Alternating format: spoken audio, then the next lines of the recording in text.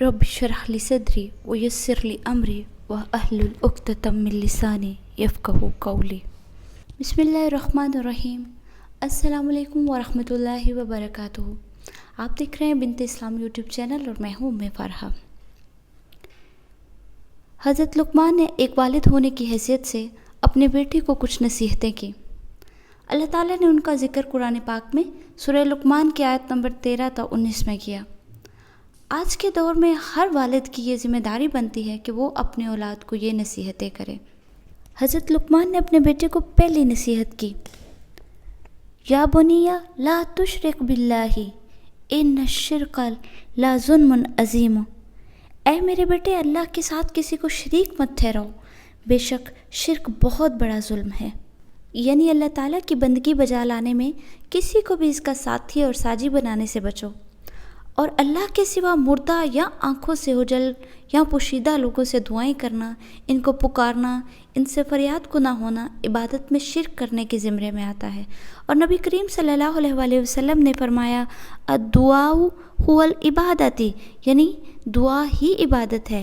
یہ کہہ کر اس حقیقت کی طرف اشارہ فرمایا، اور جب یہ آیت نازل ہوئی الذین آمنوا ولم یلبسوا ایمانہم بظلم، وہ لوگ جو ایمان لائے اور انہوں نے اپنے ایمان کو ظلم کے ساتھ محلول نہیں کیا۔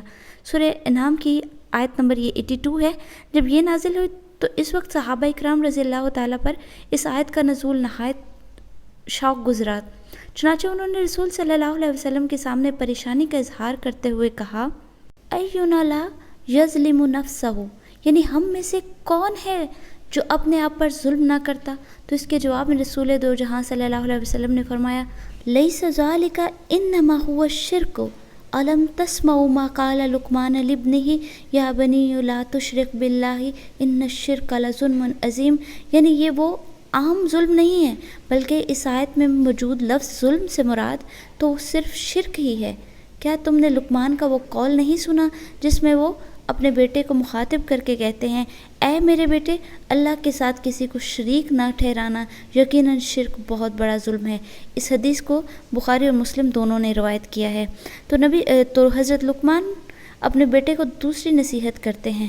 آپ کہتے ہیں وَوَصَّيْنَا الْإِنسَانَ بِوَالِدَيْهِ حَمَلَتْهُ أُمُّهُ وَهْنًا عَلَى وَهْنٍ وَفِصَالُهُ فِي عَامَيْنِ أَنِ اشْكُرْ لِي وَلِوَالِدَيْكَ إِلَيَّ الْمَصِيرُ۔ ہم نے انسان کو اس کے ماں باپ کے متعلق نصیحت کی۔ اس کی ماں نے دکھ پر دکھ اٹھا کر اسے حمل میں رکھا اور اس کی دودھ چھڑائی 2 برس میں ہے کہ تو میری اور اپنے ماں باپ کی شکر گزاری کر، تم سب کو میری ہی طرف لوٹ کر آنا ہے۔ تو دیکھیے کہ ماں اپنے بچے کو کس قدر مشقت کے ساتھ اپنے پیٹ میں اٹھائے رکھتی ہے، جبکہ باپ بچے کے تمام اخراجات کو برداشت کرنے کی ذمہ داری کو نبھانے میں کوئی کسر اٹھا نہیں رکھتا۔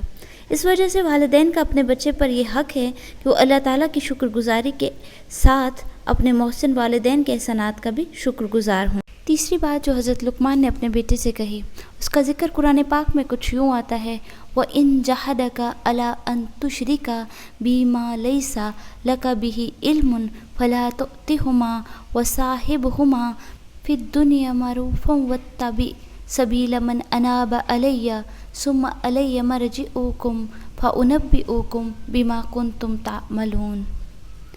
اور اگر وہ دونوں تجھ پر اس بات کا دباؤ ڈالیں کہ تو میرے ساتھ شریک کرے جس کا تجھے علم نہ ہو، تو ان کا کہنا نہ ماننا، ہاں دنیا میں ان کے ساتھ اچھی طرح بسر کرنا اور اس کی راہ چلنا جو میری طرف جھکا ہوا ہو۔ تمہارا سب کا لوٹنا میری ہی طرف ہے، تم جو کچھ کرتے ہو اس سے پھر میں تمہیں خبردار کروں گا۔ امام حافظ ابن کثیر اس آیت کریمہ کی تفسیر کرتے ہوئے فرماتے ہیں یعنی وہ تجھ کو اپنی دین کی اتباع پر مجبور کرنے کی غرض سے چاہے جس قدر بھی اصرار کریں، ان کی اس بات کو کسی بھی صورت میں قبول نہ کر، اور یہ بات تجھ کو ان کے ساتھ اچھا برتاؤ کرنے سے کسی طور بھی مانع نہیں ہونی چاہیے، اور اہل ایمان کے طریقہ کی پیروی اور اتباع برابر کرتے رہو۔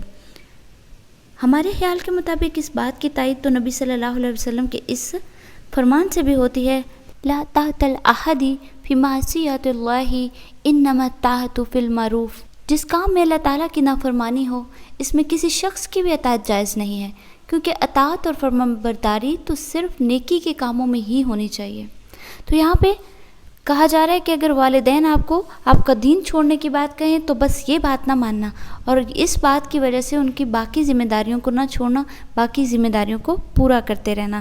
تو جو چوتھی بات کی جا رہی ہے وہ یہ ہے جو حضرت لقمان نے اپنے بیٹے سے کہی، اور قرآن پاک میں اس کا ذکر آیا ہے، یا بنیا انہا ان تکو مثقال حبۃ من خردل فتکن فی صخرۃ او فی السماوات او فی الارض یاتی بہ اللہ ان اللہ لطیف خبیر۔ اور اگر وہ دونوں تجھ پر اس بات کا دباؤ ڈالیں کہ تو میرے ساتھ شریک کرے جس کا تجھے علم نہ ہو تو ان کا کہنا نہ ماننا، ہاں دنیا میں ان کے ساتھ اچھی طرح بسر کرنا اور اس کی راہ چلنا جو میری طرف جھکا ہوا ہو، تمہارا سب کا لوٹنا میری ہی طرف ہے، تم جو کچھ کرتے ہو اس سے پھر میں تمہیں خبردار کروں گا۔ یعنی کوئی ظلم و زیادتی یا گناہ یا لغزش خواہ وہ رائی کے دانے کے برابر ہی کیوں نہ ہو، اللہ تعالیٰ قیامت کے روز جس وقت عدل و انصاف کی ترازو قائم کرے گا اس کو حاضر کریں گے، پھر قوانین عدل کے عین مطابق جزا و سزا کا اہتمام فرمائیں گے۔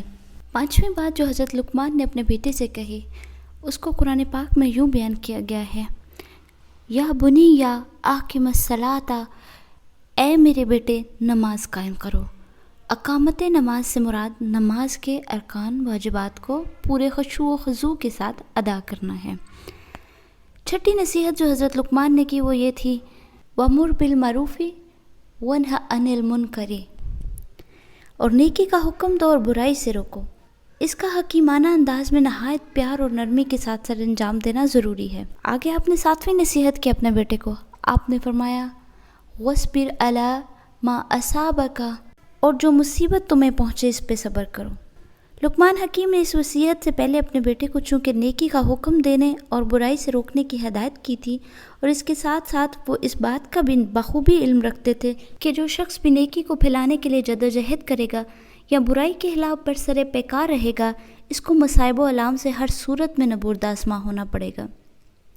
اس لیے انہوں نے موقع کی مناسبت سے پہلی وصیت کے ساتھ ہی صبر و تحمل سے کام لینے کی تلقین بھی فرما دی۔ نبی صلی اللہ علیہ وآلہ وسلم کا بھی اس سلسلے میں ارشاد ہے، یعنی وہ مومن جو لوگوں کے ساتھ مل جل کر رہتا ہے اور ان کی جانب سے پہنچنے والی تکالیف اور پریشانیوں پر کبھی ہاتر ہونے کے بجائے صبر و تحمل کا مظاہرہ کرتا ہے، اور وہ اس مومن سے بہتر ہوتا ہے جو لوگوں سے الگ تھلگ رہتا ہے اور ان کی جانب سے پہنچنے والے رنج و الم پر صبر و تحمل کا مظاہرہ نہیں کرتا۔ اس کو ابن ماجہ نے روایت کیا ہے۔ آٹھویں نصیحت جو حضرت لقمان نے اپنے بیٹے کو کی وہ یہ ہے، وَلَا تَسْعِرْ خَدَّكَ لِلنَّاسِ، لوگوں کے سامنے اپنے گال نہ پھلا۔ آیت کے اس حصے کی تفسیر کرتے ہوئے امام حافظ ابن کثیر رحمۃ اللہ علیہ لکھتے ہیں، یعنی ایسے وقت میں جب تم لوگوں کے ساتھ گفتگو کر رہے ہو یا وہ تمہارے ساتھ ہم کلام ہو رہے ہوں تو ان کو اپنے سے کم مرتبہ اور اپنے آپ کو ان سے اعلیٰ تصور کرتے ہوئے ان سے روگردانی مت کیجیے، بلکہ ان کے لیے ہمیشہ اپنے دل میں نرم گوشہ اختیار کیے رکھیے اور ان کے ساتھ ہندہ پیشانی اور کشادہ روی سے پیش آتے رہیے۔ نبی کریم صلی اللہ علیہ وآلہ وسلم کا ارشاد مبارک ہے، تبسم کا فی وجہ اخی کا لقصدقۃ، یعنی تمہارا اپنے بھائی کے سامنے مسکرا دینا بھی تمہاری طرف سے صدقہ ہی ہے۔ نامی نصیحت جو حضرت لقمان اپنے بیٹے کو کر رہے ہیں وہ ہے وَلَا تَمْشِ فِي الْأَرْضِ مَرَحًا، یعنی زمین پر اترا کر نہ چل، یعنی اتراتے، ڈینگے مارتے، شیخیاں بگاڑتے اور غرور اور سرکشی کے عالم حق اور صداقت سے منہ پھیرتے ہوئے زمین پر مت چلو۔ اس قسم کا طرز عمل اختیار کرنے سے تمہیں باز رہنا چاہیے، کیونکہ اگر تم اس قسم کے رویے سے باز نہیں آؤ گے تو یہ تمہارے لیے اللہ تعالیٰ کی ناپسندیدگی اور نفرت کا باعث بن جائے گا۔ اس قسم کے طرز عمل میں پائی جانے والی برائیوں اور قباحتوں سے اپنا دامن بچائے رکھنے کی مزید تاکید کے لیے لقمان حکیم نے ساتھ ہی یہ فرما دیا تھا، ان اللہ لا یحب کل مختال فخور، بے شک اللہ تعالیٰ کسی تکبر کرنے والے اور فخر کرنے والے کو کبھی پسند نہیں کرتا۔ امام حافظ ابن کثیر اس آیت کے معنی کی تشریح کرتے ہوئے فرماتے ہیں، مختال سے مراد ہر وہ شخص ہے جو غرور، تکبر اور گھمنڈ میں مبتلا ہو، اور فخور ایسے شخص کو کہتے ہیں جو اپنے آپ کو دوسروں پر فخر میں فوقیت اور فضیلت دیتا ہو۔ آپ نے مزید فرمایا وقصد فی مشیک، اور میانہ چال چل، یعنی چلتے ہوئے میانہ اور اوسط درجے کی ऐसी रफ्तार इख्तियार कीजिए जिसमें कदम ना तो आहिस्ता आहिस्ता रुक रुक कर उठ रहे हों और ना ही उनके उठने में ज़रूरत से ज़्यादा उजलत और तेज़ी का मुजाहरा किया जा रहा हो, बल्कि इसमें हद दर्जा तवाज़ुन और एतदाल होना चाहिए। आपने 11वें नंबर पे ये नसीहत की अपने बेटे को, वक़्ज़ुज़ मिन सौतिका, और अपनी आवाज़ को पस्त रखो। यानी गुफ्तगू करते वक्त मुबालगा आराई से काम मत लो और बिला ज़रूरत कड़क कड़क कर बातें ना करो। इस किरदार की बुराई और कबाहत को बयान करने के लिए लुक़मान अलैहिस्सलाम ने मज़ीद कहा, इन्न अनक़रल अस्वाती लसौतुल खमीर, बेशक सबसे ज़्यादा नापसंदीदा और मकरूह आवाज़ गधे की आवाज़ है। हाफिज़ इब्न कसीर रहमतुल्लाह अलैह ने अपनी तफसीर में इस आयत की तशरीह करते हुए ये इमाम मुजाहिद का ये कौल नकल किया है, बेशक सबसे भद्दी और बुरी आवाज़ गधों की आवाज़ है। और अपनी आवाज़ को बिला ज़रूरत बुलंद करने वाला शख्स मुतल्लिक ज़्यादा से ज़्यादा जो बात कही जा सकती है वो यही है कि इसको आवाज़ के बुलंद और ऊंचा करने की वजह से गधों से तशबीह दे दी जाए। और इसके साथ साथ ऐसा शख्स अल्लाह ताला की निगाह में नहायत मबगूज़ और गैर पसंदीदा इंसान भी है। और गधों के साथ ऐसे शख्स को दी गई तशबीह का तकाज़ा तो बहरहाल यही है कि बिला ज़रूरत आवाज़ के बुलंद करने को हराम और इंतहाई काबिल मज़म्मत तर्ज़ अमल करार दिया जाए। इसके अलावा इस सिलसिले में नबी करीम सल्लल्लाहु अलैहि वसल्लम के इरशाद गिरामी नहायत वाज़ह हैं। आप सल्लल्लाहु अलैहि वसल्लम फरमाते हैं, सही बुखारी की हदीस है, हम मुसलमान बुरी मिसालों के मुसादिक नहीं हैं। अपने हुब्बा की तरफ लौटने वाला, यानी किसी चीज़ को अनायत करके फिर इसकी वापसी में दिलचस्पी लेने वाला, बिल्कुल इस कुत्ते की तरह है जो अपनी कै की तरफ लौटता है, यानी कै करने के बाद इसको खा लेता है। तो ये बहुत ही मज़बूत और बहुत ही बेहतरीन एडवाइसेस हैं जो कुरान पाक में मौजूद हैं हज़रत लुक़मान ने जो अपने बेटे को की। और ये हर बार वालिद को चाहिए कि ये नसीहतें अपने बच्चे को करें, लेकिन वालिदैन तब ही ये नसीहतें कर सकते हैं जब वो ख़ुद इसके बारे में इल्म रखते हैं और इन पे अमल करते हैं।